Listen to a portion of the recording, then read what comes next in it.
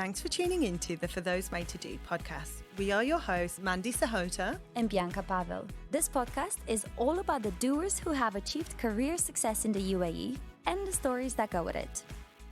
In this episode of For Those Made to Do, Data and Gen AI, we sit down with Harry Hurst, Data and Gen AI lead at Accenture Song.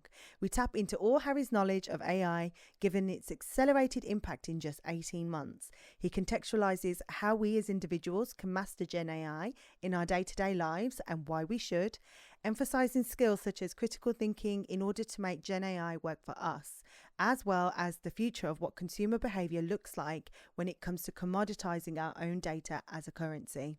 If you'd like to know why you should get your business data ready right now, how AI helped Amazon grow into a $1.8 billion life-centric business, and what the impact of the European AI Act will be for the rest of the world, turn Siri off for a moment, sit back and enjoy.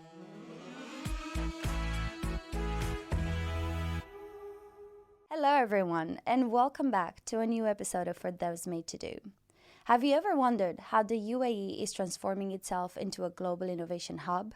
In this episode, we delve into the exciting world of big data and artificial intelligence, exploring how these powerful tools are revolutionizing businesses across the Middle East. Our focus? The United Arab Emirates, a region at the forefront of technological adoption. As the world witnesses an unprecedented surge in data generation, harnessing its potential has become paramount for businesses seeking to thrive in an increasingly digitalized era.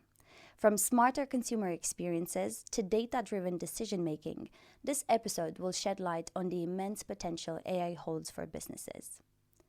We'll be talking to a true industry expert, Harry Hurst, Data and Generative AI lead at Accenture Song, Middle East, to uncover the hows and whys of leveraging AI for business success.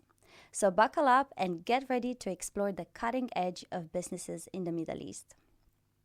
Harry, welcome to our podcast, and I hope you enjoyed my fully AI-generated intro. Thank you for that. This is the brainchild of ChatGPT and Google's Gemini, because I wanted to honor the giants that brought us into the fifth industrial revolution, and for free. So I thought I should use it on this episode. We're really excited to have you here today, and we can't wait to hear all your insights. But first of all, how are you doing this morning?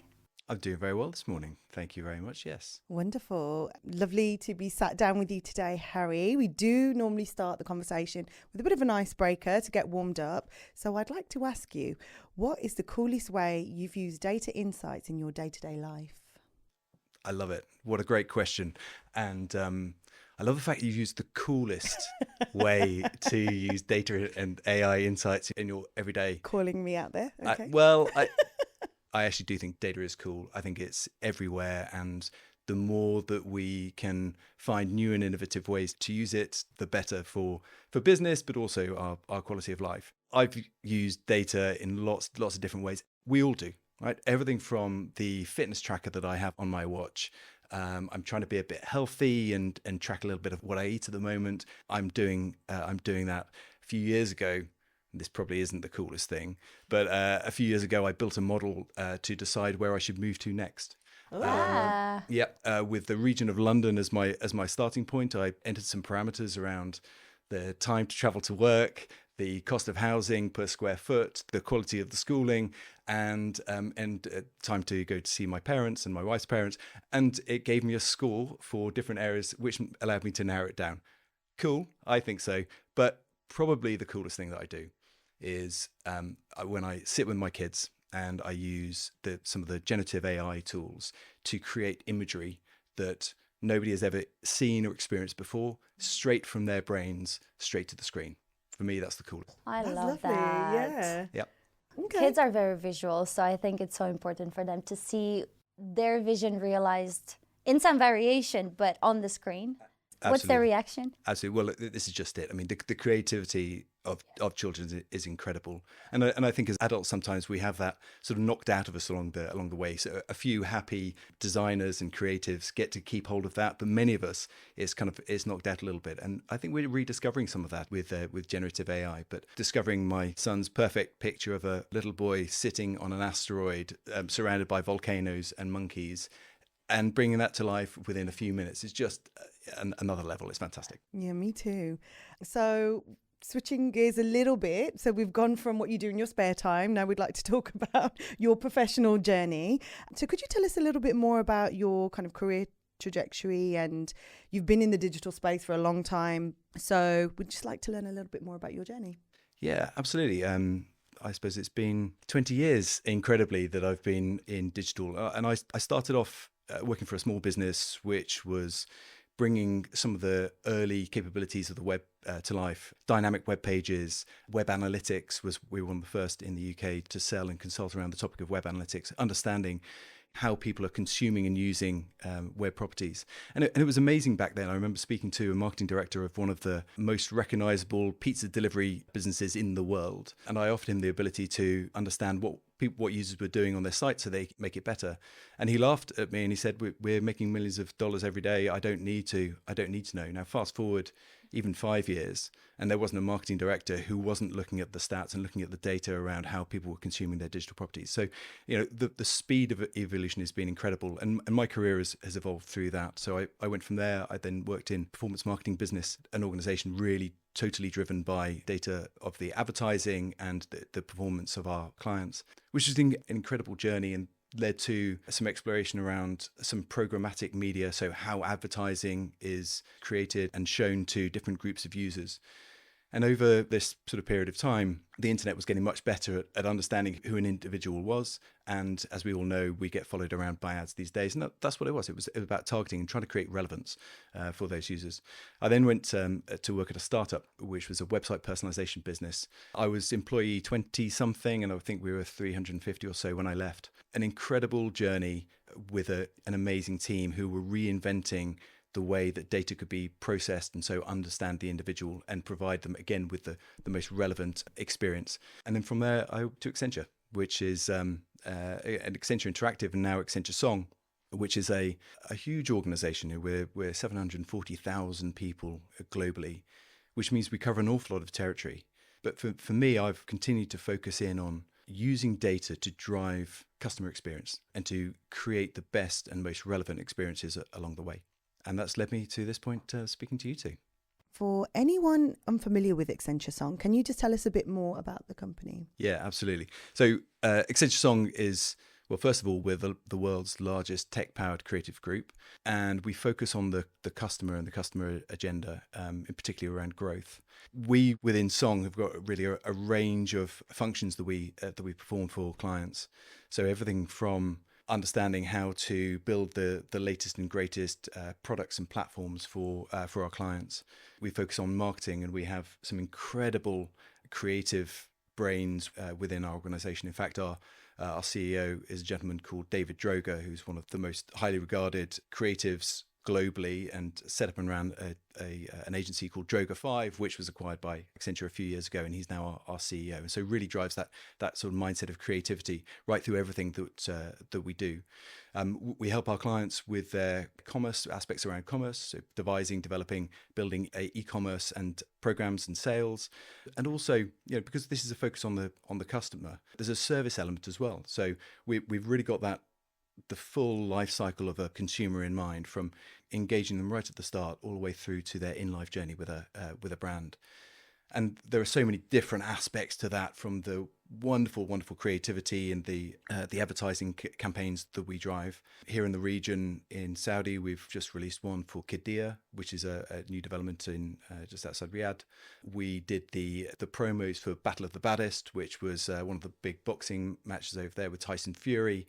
And so, from that to building commerce websites, right? A huge, huge range. But I'm really pleased to say, and my role in this is underpinning that with data. And that's either understanding the consumer or you're using consumer data to drive a personalized or greater experience for them. I really love that. And just on that topic of data, I'd like to ask you a really big question that I've seen around quite a lot, which is around the importance of data out there. In your opinion, is data the world's most valuable currency right now? I think that's a super interesting question. today, I would look at data in two ways, as an asset and as a currency. The difference, the distinction that I'd make between the two is an asset is something that has got sort of intrinsic value and strategic importance. And really that's where data is today, to a greater or lesser extent between organizations. The build on that you get with the term currency is this idea of exchange, of being able to spend and receive. And in my opinion, my personal opinion, I don't think we're all the way there yet. And I don't think we'll be there until we as consumers, just speaking from a consumer perspective, until we as consumers have got the ability to monetize and control our own data. Now, there's lots of laws and legislation out there at the moment around data protection and what you can and can't do. If you want to go and ask for your data to be deleted by businesses, you can absolutely go and do that. Yeah. To a greater and lesser extent worldwide, GDPR is the big protection in Europe and really is the kind of the gold standard for this. But imagine a world where you can sell your assets, your data to a business or rent it to them. So rather than giving away your interests and the things you want to engage with as you go around the web, what about that if that was held in a vault, and that vault was paid for by a brand who would want to then engage you in a particular way? Now, isn't that really powerful? They get something and you get something. Now, where's that money going today? That money today is going to the large platforms, right? This is Google's business model. This is Meta's business model, 100%. But I think there's still more change to come in that. And some businesses have tried it. Some startups have tried to create this. But it's such a seismic shift in the economics of the web that we haven't made it there yet. But when that happens, I think that's when it'll be truly a currency and out of the asset catalogue. Do you think we have the technology, or are we close to having the technology that would make that kind of ownership possible for the consumer? I think we do, yeah. And for me, that's where blockchain comes in. So having the ability to store your data in an individual, privacy compliant way that can't be affected by anybody else externally, that I think will be the underpinning technology as we see it today to drive this kind of capability. But we're by no means there just yet. And as I say, I think the economics of the web will have to change in order for that to become a reality. I completely agree. And I think with so much regulation being put around the giants like Meta and how they're using our data, and now, OpenAI and also Google, I think legislation is coming, and they are decentralizing and aiming to empower the consumer as well. So I think we're getting there, but like you're saying, I think it's on one side, it's the way we're looking at who owns the data right now. So, the platforms do, but also there's that exchange of power and decentralization, like Mandy said, that is dictated by governments or by the European Union now from above, saying, look, we actually need to make people more in charge of. And also consumer habits, I guess, to a certain extent. Like when you go onto a website or a platform, you're so quick to be like, I'll just tick that box. But actually, if you have the power back in your hands, like the patterns of behavior, I think will be really interesting to see how that. But also think about it this way, right? Because it's not a one-way street. The web that we experience and enjoy today is paid for mostly by advertising. Okay, that's true. And so if you like getting all those services for free, hey, guess what? You are paying for it with your data. There is already that exchange going on, which is why I talk about the economics of the web would need to change. And we saw some of this a few years ago with the introduction of paywalls and micropayments to access particular pieces of content. But you're absolutely right. Consumer behavior would need to change as well. We'd have to accept that, oh my God, I can't just go onto a website and have all of these services delivered for free. I need to give something of value, all right? And that I might have to pay for something. Oh my goodness, you need to pay for something to access a website? Imagine the restriction there. So it's not a simple process, and there are multiple dynamics that are coming into this. I think there is a shift. I think you're absolutely right, Becca. Yeah. I think there is a shift towards the ownership of data, but it will need to take some big changes, some big shifts in the way that the web works today. And just to take this one step further, I think there's also, into the near future, there will be much more content generated by AI. And because right now, we're paying for content. Yes, we're paying for the platform and the infrastructure and the maintenance of the platform, but also we're paying a lot for content. Just to give an example, like YouTube or Medium, But there's an interesting question there around, okay, well, now that content is being created automatically by AI and is being generated at a faster pace than ever before, then where does that leave us? And how do we access that kind of content? And then you spiral down into like the quality and the curation of that content and so on. But we'll have to see where we're going. Yeah, and do users value content that's being generated by an AI as highly as they value it being generated by a human? I mean, if you go on LinkedIn, you'll see a lot of content created directly by AIs, and I have to say, I mean, I can you spot it a mile off, and there's a significant drop in quality. That human element is so critical. It's not engaging. Just to bring it down to like my job, for example. So I coach our students here at Holt on their LinkedIn profiles, and I fix their CVs in some instances. And I'm reading it, and I'm like, "What are you telling me here?" And I can't get to the bottom of the page, right? So I think there's a long way to go in terms of if we have this kind of digitized content. Like, I don't know how people's attentions will stay there, because from what we're seeing right now, it's not great. It's not great. But it's being refined because we've only seen the first few versions of it. So we'll have to wait and see what happens. I think that there will be a lot of great progress in that space. But I'm hijacking the conversation, so I'll go back to the point. Just to maybe close off this point. So there's, in terms of content that's created, you're absolutely right. If you think about we'll talk about generative AI, I think, in a while. But if you think about how generative AI works, it's trained on, many of the models are trained on the content across the web. Now, what happens when half of that content is already generated by AI? Yeah. I think there's a consensus forming really that content which is generated by AI should have a watermark that says that it has been generated by AI. Sure. And can track whether that's imagery or copy, so that we can distinguish, and so that people understand who and what has written the thing that they're reading. Yeah, absolutely. 100%. And then there's the final concept there around AI hallucination, which just the term in itself is quite big, which refers to the time when AI produces information that is incorrect. So if you go into ChatGPT and you ask it, you give it a fake question. So you're asking, who is Queen Bianca of, Nairobi from the 7th century, right? Like, it didn't exist. On 3% of the cases, ChatGPT, if you give it the right prompt, or in this case, the wrong prompt, it will fabricate some information about me as a queen back in the day, which is quite exciting. But there is that question of like how accurate when it's not just about spotting it, but it's also about how accurate is information produced by AI. Yeah, and obviously the big models are working very hard to reduce the hallucinations, as you say, that are appearing today. And if you think about the scale that we're talking about, and maybe we're getting slightly into the weeds on large language models, but you'll hear when you read about the large language models, the size of the model and how important that is. The fact that GPT 3.5 was sort of tens of billions of parameters, and GPT 4, I think, are around 1.7 trillion per parameters, right?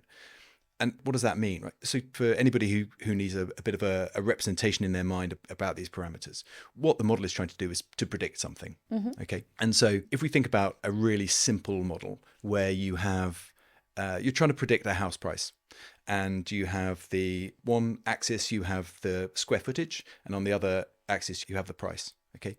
And you plot all of the houses in your local area, the size of the house versus the cost, and you'll end up with a sort of a rough line. And then you draw a line of best fits, and I'm sure everyone kind of remembers line of best fits from school. Right, that's a model, a predictive model, because there's your line of best fit, as a predictive model using 2 parameters. Okay, that's a 2-parameter model. We're talking about 1.7 trillion parameters, which is why these models have the incredible ability to predict what comes next. And really that's how they work, right? They both from a text perspective, they're just guessing what's the highest probability of what word will come next in this sequence. And the same goes with the image models. So, that concept is absolutely incredible. And these models are getting bigger and bigger and bigger every time we see a release. And the technology is also improving. And the underlying hardware, if you watch any of the broadcasts from NVIDIA and the work that they're doing, the incredible research work of the new chips that they're producing to try to manage all of this huge amount of data. Yeah, it's amazing. Absolutely amazing. Speaking of processing data, let's go back to the basics a little bit and think of data literacy and data fluency, which in the context of AI, might seem like baby steps, but I think it's important to articulate how essential these skills have become in such a short time span for all of us.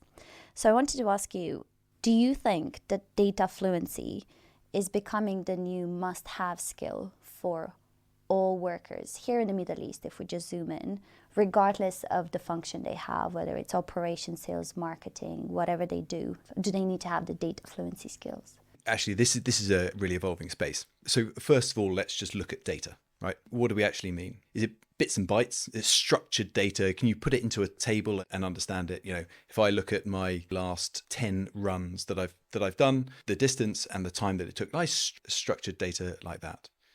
But data is all around us and appears in multiple formats. So think about the large language models that are being built. The data there is unstructured. It's in written format. It could be recorded voice. It could be imagery. All of this is examples of data. And so when you talk about data fluency, from my perspective, I think it's important that individuals have an appreciation of different types of data, what it can and can't do, what the different uses and the different uses for it. But actually, the emergence of generative AI, and we've really dived into generative AI very, very early on, but it is such a game changer. It's empowering us to do things that we've never been able to do before. If you want to ask a large language model to create a particular calculation, then you can ask it to create a calculation. You can ask it in natural language to do that. And so, 5 years ago, 10 years ago, you might need to become proficient at Excel. And, tell me, how is your VLOOKUP? Putting me on the spot. Not great, I have to say. Right. But that's what we had to do. I remember sort of 15 years ago plus, I went on an Excel course and I learned how to do it. And then I ended up building these sort of big models in Excel. Yeah. But now I can ask the machine to do that for me. So I think this idea of data fluency is really kind of an evolving space. Understand the core, understand the principles that sit behind it. And you've now got an assistant. And that assistant can help you with the calculations and so on. But you do need to understand, is it giving you what you want? And importantly, and I think this is always true with AI, you need to be able to ask the right questions. Okay. And so that's why I say, understand the basics, understand what the questions are, and then you can get a machine to do much of the rest of it.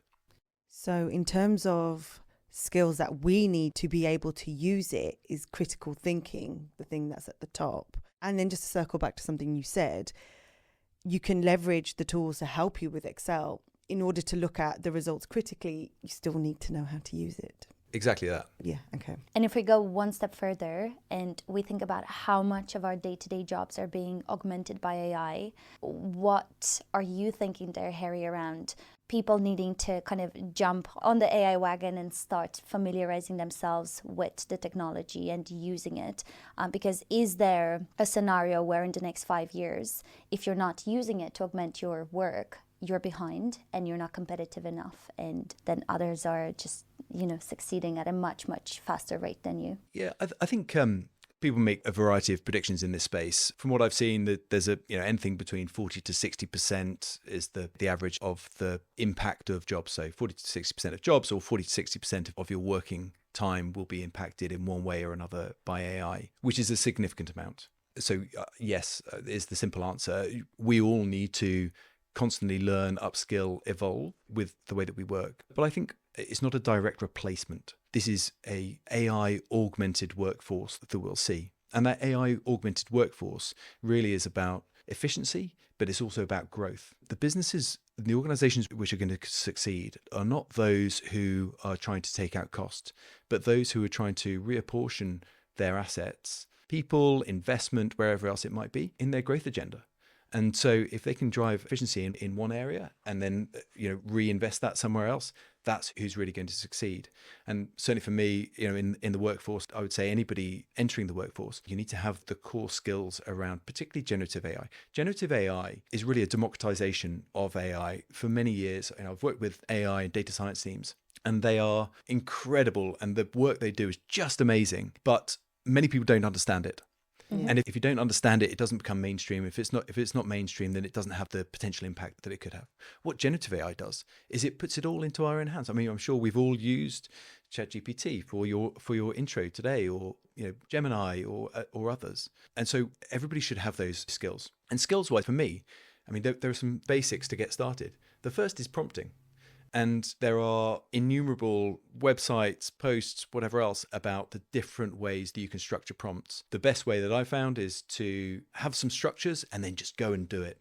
Give yourself a task, give yourself a job to do, and then go in and find the best way to execute that task. I think the tools that are out there are getting better and better at kind of accepting just pure natural language, but the better we are at prompting, the higher quality the output that you'll get. So that for me would be my advice to anybody. Understand prompting. Just go play with it. Go play with it. Understand prompting. Yeah, absolutely. Yeah. Absolutely. And also keeping in mind, it is a very iterative interaction. So you ask, that's me every day. I have conversations with ChatGPT for about 10, 15 minutes. Even writing this prompt, it took me a few tries, because you go and you ask it to do something and it does it in its own kind of way with lots of extra words, and it doesn't really make a lot of sense. And as a little kind of anecdote, when I asked it to write an intro to our podcast, which is focused on AI and Dubai, and I asked it to be specific, it went into all sorts of wrong cultural stereotypes about Dubai and camels and Bedouin coffee and all the things. And I said, now try again without offending anyone.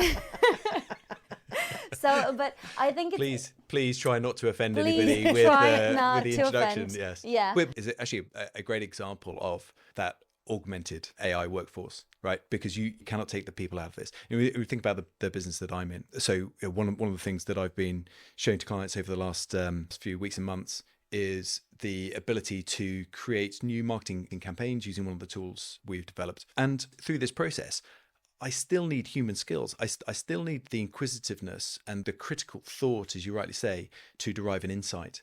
But then when I'm going to create a marketing campaign, I need that creative eye. For me, there's a creative director who is sitting there working with these tools. And I always think about them as an assistant or a highly educated new graduate who's just joined the business. They don't have any experience. So they need very clear prompting and direction in order to understand what it is that they're supposed to do. And then when something is produced, you can then go back and iterate. And the best tools will also learn from that process as well. So that there's a real parallel with that mindset of, this is just a naive, highly educated, highly skilled person that is my assistant, and now we all have them sitting with us every day. I love that analogy, actually, and I think it will contextualize the tool, I think, for a lot of people.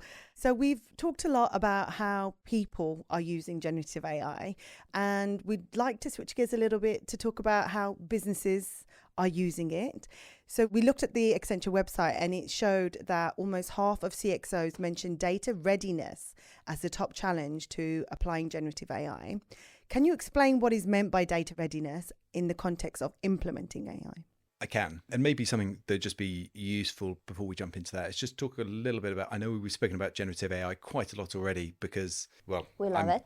We love it. And I talk about it all day, every day. But it's worth just thinking about, why is it so new? I mean, it's been with us for 18 months, right? The first ChatGPT was released to the public in November 2022. It's been with us for 18 months. And what an evolution, even in that short space of time. And then you track it back, and there was a paper put out by Google in 2017, which was kind of the start of this. And I remember the startup that I worked in, this was probably 2016, 2017, an early version. One of our data scientists created a kind of an early version of this where he created 2 rap songs based on inputs. And it wasn't a true LLM, it wasn't, but what it did do, it wrote lyrics, and our CEO in one of our town halls raps. And we had to guess which rap song was generated by a computer and which one was real. And we all got it wrong because both of them were created by a computer. It's absolutely amazing. But maybe just to talk a little bit about narrow AI, as it's often referred to, and what generative AI can do. AI is really good at finding patterns. And really that has been the use case of a lot of AI up to this point. But there are some other considerations as well. It often needs to be trained for a very specific job. Mm-hmm. Okay, so if you want... Let's think about how AI is used, right? Facial recognition, or let's keep it even simpler than that, animal recognition. So if I want an AI to tell me whether something is a picture of a cat or not, I show it lots and lots of pictures of cats, and then that's its training data. Remember, it's like a highly intelligent thing, and also sometimes at a very early stage, it's like a baby. Okay, with my sons, I remember, here's a picture. What sound does that make? Right? This is a cat. Okay, so what are the features? It's got pointy ears, it's got a triangular sort of shaped nose, it's got whiskers, right? Maybe those are the factors that we look for. What Gen AI has enabled is a more general model that is trained to do lots and lots of things. And so, if you look at GPT itself, right, generative, pre-trained transformer. So it can generate new original content. It's pre-trained, which means that all of the work has been done, or a lot of the work has been done to give that model intelligence, and so that it can perform lots of different tasks. And it's a transformer model, which is a particular type of machine learning model that works very well with things in sequence. So putting one word in front of another is a good use case for that. So the distinction there, really, and the biggest distinction, is that a Gen AI model produces something that is original, a brand new original content, which AI previously hasn't been brilliant at. Okay, so AI has been important for businesses. So back to your question about data readiness. Sorry, I took us on a bit of a tangent, but it's worthwhile. But AI has been used and available by businesses for a long time. And within that, you're absolutely right. Data readiness, I think that the stat on our site is 47% of CXOs say that, so they don't have the data ready to use. And it is foundational in the performance of these models. If you don't have the right data to put in, you're not going to get the highest quality output. So what do we mean by data readiness? There are a few things to consider. Right, the first is around data quality. So is it accurate, consistent? Is it complete? So if you think about again, from a consumer business, if I look at the database of all of my customers, do I have the names and addresses, maybe, location? Do I have accurate information about the consumer channels that they like to engage through? Do I have full data about what they've bought from me? And if I'm missing things, then the model is understandably going to be wrong. If I want to train it to predict what somebody might buy, and so, a recommendation engine, then if it doesn't have all the data, then it's not going to get it right. Right? If it's missing whole categories or it's missing, it's just not going to be right. So data quality is very, very important.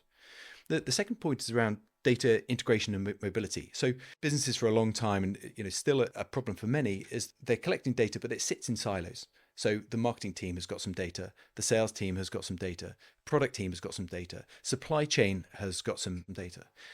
Now, what we want is to be able to bring all of that together. And so I now I understand, if I market in this way, this is what people buy, and this is what I need to deliver.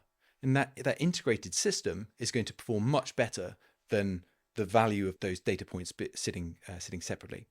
Thirdly, we look at data governance. Hugely important. We've already spoken about privacy today, but having a system and a structure of how you are looking after the data within your business is absolutely critical, and particularly if it involves personal data. Even more so if that data becomes sensitive. So anything in the life sciences or medical sector, for example, it's absolutely imperative that remains well governed, that is only used for the purposes and the context that it's given for, and to not do anything else. We also then, as part of all this, we need to think about sort of the underlying architecture, right? And I don't really get into the weeds on this, but it's what are the systems that allow the data to be stored securely and to be transported around the system, again, securely in a privacy compliant way. Data engineering as well, which again is a bit of the same. How do you maybe need to transform the structure of data from one place or one part of the business into another part of the business? And again, I won't get into the weeds too much on this. There are some tools which have been developed, some platforms which make this much easier. Things like customer data platforms, which is a system which unifies a customer's record from multiple systems. And then lastly, and I think probably most importantly, is organizational alignment. And that's an understanding and a cultural appreciation within the organization of the value of data and how it's used. And so if those aspects of data readiness aren't there, then you're trying to build an engine with half of the parts and with no fuel. Question on that then, alignment and readiness, just to kind of bring it back to what you're seeing here in the region, because obviously we've just come from, the UAE, for example, and the GCC has been on a digital transformational journey over the last few years. So do large corporates here, for example, have the right mindset for this? Or is there the other four components still needing to be put in place? I think for businesses, the ambition is absolutely there. Depending on the industry, there may be some existing challenges around legacy architecture that they have. and fundamentally the cost that's involved to modernize all of that. And I think depending on the industry here, retail has been pretty good, staying up to date. They usually have pretty good systems, but some of the other industries, particularly sort of around industrial and so on, may not be in that same place. The ambition is absolutely there, and that's the fundamentally the start. And I think the understanding and appreciation of data has made its way firmly onto the board table, and now is the time that the changes that we're seeing, the changes starting to be made. Amazing. And Harry, could we talk a bit about the application of AI in business, which is what you've just started mentioning, but if we can dive a bit deeper, just to understand what the reward is for those businesses that are hitting the data readiness points that you just mentioned. They get themselves ready and they're ready to hit the ground running. How do they win? What's the reward? Why should they do it? So many ways. Here's an example here, actually, of a business who is amazing with data, right? If you think about Amazon are often held up as the shining light in many things. The experience that they've created, their diversification of business. I mean, who would thought that an online bookstore would be one of the world's biggest cloud computing providers and media businesses and everything else? Now, Amazon are incredible that they've always been very good with their data. They use data in a number of different ways, everything from the product recommendations that you see, collaborative filtering mechanism, as it's called. People like you also bought this, or people bought this, also looked at this. They're very good at that on the experience side. But we spoke earlier on about the currency versus asset. Their data asset is absolutely huge. They know an awful lot about me. I was in my own previous orders section of my Amazon account, and it amazed me how much stuff I've bought since 2017. Right. a huge amount that really tracks me as an individual. And something we speak about in the Accenture Song quite a lot is about being life centric. So we've gone from being business centric. How do I, as a business, I build a product and then I go and find a market. That turned into customer centric. I want to understand the customer. We talk about being life centric, and by life centric, I mean we are multiple things all at one time. I'm this person at work. I'm also a father, and I have I have my friends that I want to go on holiday with. Outside of that, I like my sport. I like musical theatre.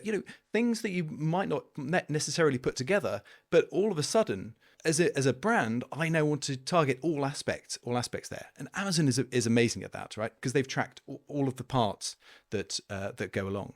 And so one of the things that they've done very successfully is to build a retail media business. What this is they're utilizing they're selling or leasing the data that they have on their consumers and their consumer trends. They're renting that to brands who want to advertise against it. So they allow them to do better targeting of advertising to you and me based on what we've done on Google. And this is a huge part of their business. This is $45 billion a year business. It is absolutely enormous. And this concept of retail media, so retailers selling data to brands to advertise on media, right? That's the connection. Mm-hmm. It's over $100 billion value in the US, and it's growing sort of between 15 and 20% year on year. Absolutely amazing. Now there's an example of a business that uses data incredibly well, not only for its own purposes, but to develop new products and services off the back of it.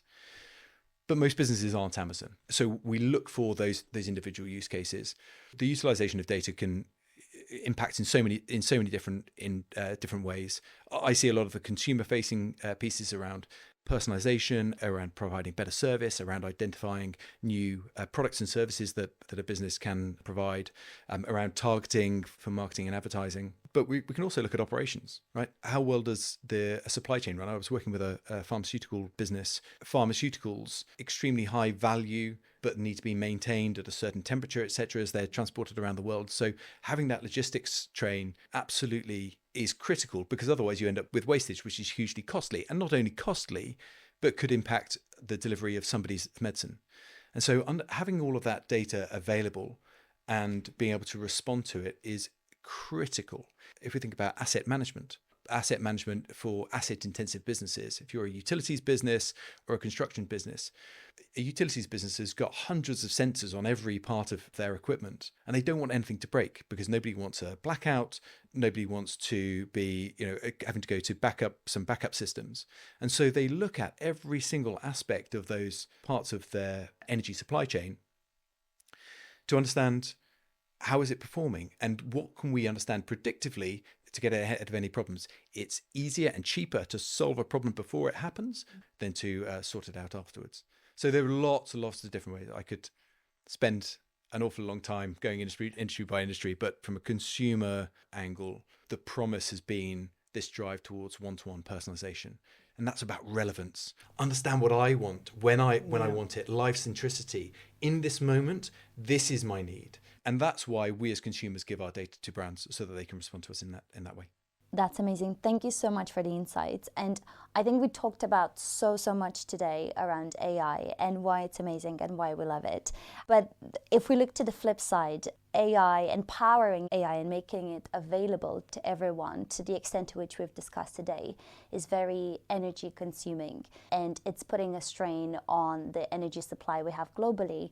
And some figures say that to power AI and make it available to everyone takes about 1% of the entire energy consumption in the world. Now, I don't necessarily expect you to have a solution to this, but I'm just wondering if you're aware of any ways in which we are trying to tackle this problem, because sustainability is such a big issue for us today.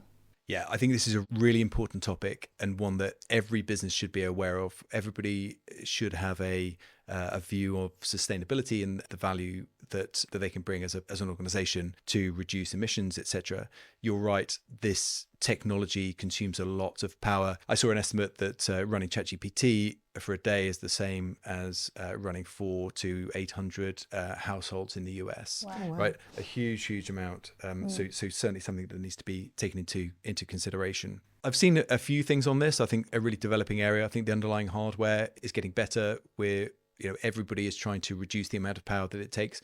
Economically, from a cost perspective, we want to make this more readily available at a more cost-effective rate. But there are some great stories where data centers, there's one, I think it's in the UK, that's being used to heat a local leisure center.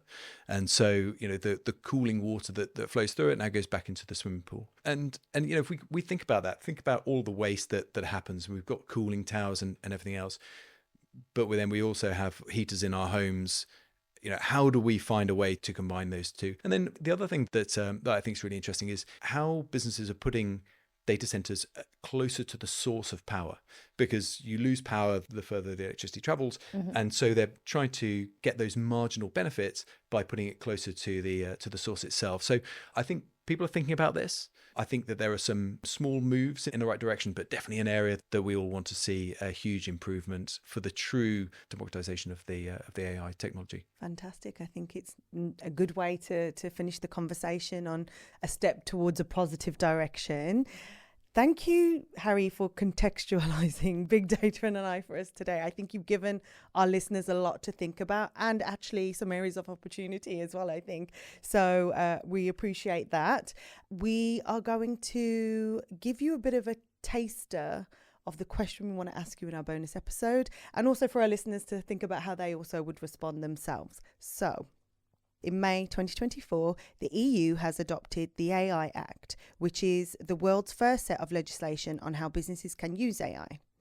There is a clear concern about the balance between business opportunity and citizen risk. And this act is putting some red tape around sensitive issues like biometrics, deepfakes, misinformation.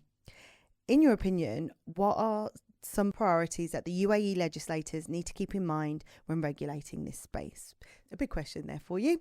And for our listeners, please join our bonus episode and we will get into it. Thank you. Thank you so much, Harry. Thanks for your time today. Thank you both. This has been very fun. Good. We're glad.